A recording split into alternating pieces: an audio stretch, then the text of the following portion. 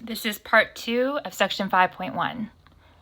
We want to solve this system using the substitution method. And so we need to solve one of our two equations for a variable. And it just so happens that both of these are solved for y. And I'm now recognizing that in all of these examples we have solved for y. You don't have to. It just happens that the ones I chose were set up this way. So what we're going to do is it doesn't really matter which side you think of plugging in where. You're going to end up with the same equation, just possibly flipped sides. I'm going to take all of this and plug it in right here. So I get 3/4 x plus 7 is equal to negative 1/2 x plus 2. Now I want to get rid of these fractions, which means multiplying everything by the least common denominator.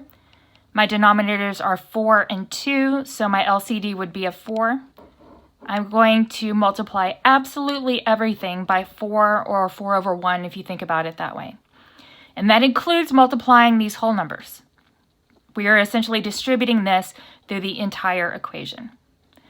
When I multiply the 4 times 3/4, the 4 is going to cancel out.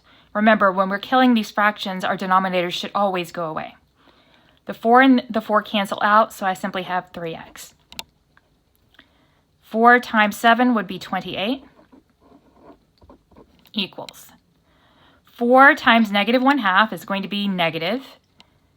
The 2 and the 4, well, that will reduce. That's now a 2. 2 times 1 is 2. So this is minus 2x plus 8. Now I'm going to add 2x to both sides to get 5x plus 28 is equal to 8. Now subtract 28 from both sides to get 5x is equal to negative 20. Divide both sides by 5, x equals negative 4. So I have my x coordinate. Now back substitute. Let's just go with this one since it will automatically cancel out that denominator. So this would be y is equal to 3/4 times negative 4 plus 7. We've already multiplied 3/4 times 4, but this time it's negative. So instead of a positive 3, we'll have negative 3 plus 7, which is 4. So this answer is the point negative 4, 4. And again, if I were to plot these two lines, they would cross in precisely this point.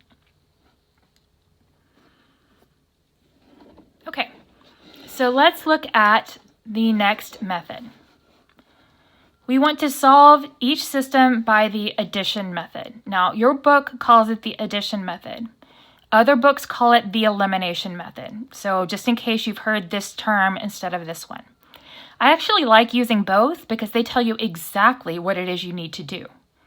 We want to be able to add our equations together and eliminate a variable. We want to be able to add the equations together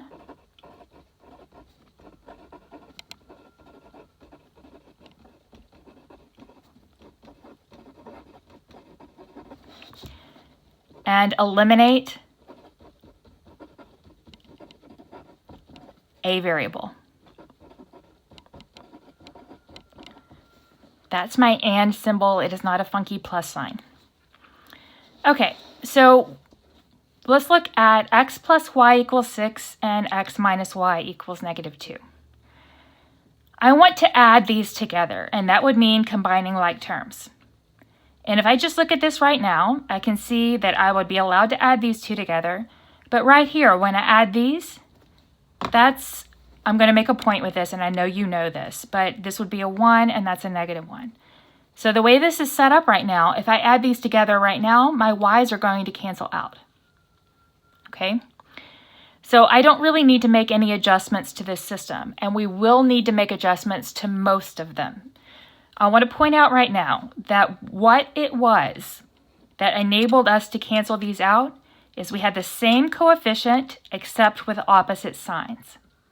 Okay, that's going to be important in other problems. But for right now, we've already got it set up. It's all set up and nice and neat for us to do elimination.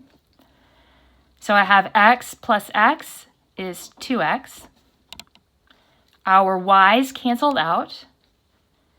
And this is equal to 6 plus negative 2, which is 4. We should now have an equation with only one variable in it. So divide both sides by a 2. And we know our x value is 2. Now from here on out, actually from here on out, we're doing exactly the same thing we were in substitution. After this, you should have an equation in one variable, just like we did with substitution. You solve it, you find your variable, and now we're going to back substitute. I'm going to take this and plug it in somewhere. I'm choosing the top. It doesn't matter which one. So that would be 2 plus y is equal to 6. Now subtract 2 from each side, and we get that y is equal to 4. So where would these two lines cross if I graph them? At the point 2, 4.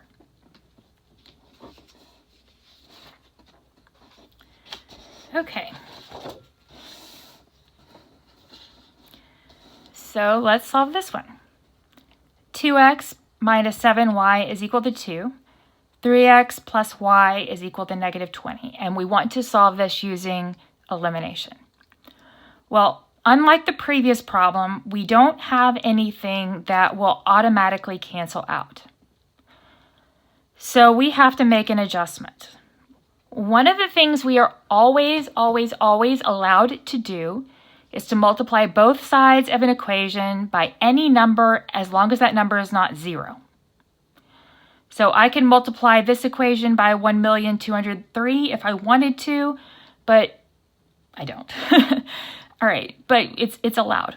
So what you're going to do is you're going to pick a variable. It does not matter which one.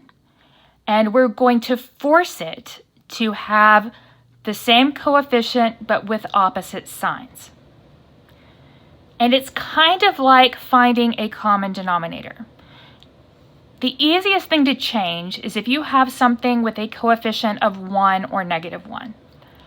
And right here I have that. So my goal right now is to change this into something that will cancel with this. That means the number I want to have right here should be a positive 7, because that's what's going to cancel with a negative 7. So I'm going to multiply this entire equation by a 7. So 7 times this entire equation. Make sure you multiply this as well. Now there are some problems where we're going to have to multiply both equations by something. Okay? In fact, I could have done that here if I had chosen to get rid of x's. Think about the 2 and the 3 as denominators. Their common denominator would be a 6. So I would want to change these into a 6 and a negative 6. You're going to see one where we have to multiply both. But for right now, this first equation did not need to change.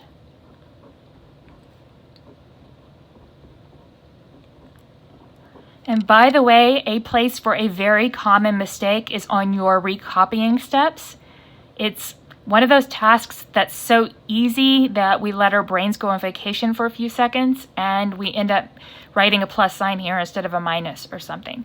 It's worth the extra seconds to make sure that you did not make that mistake, particularly in the sections that we have coming up. All right, now if I multiply everything here by a 7, 7 times 3 is 21, x. 7 times y plus 7y is equal to 7 times negative 20 would be negative 140. Now add these together. And here we get 23x. The 7y's cancel out as they should, because we wanted that to happen. We tried to make that happen. And here you have negative 138. Divide both sides by a 23. and we find that our x value must be -6. Now we back substitute. I'm going to take this value and plug it into one of these two. Let's just go into the top one. That will be 2 times -6 minus 7y is equal to 2. -12 minus 7y is equal to 2. Move the 12 to the right. -7y is equal to 14. Divide both sides by -7 to get y is equal to -2. So if I were to graph these two lines, they would cross at the point -6, -2.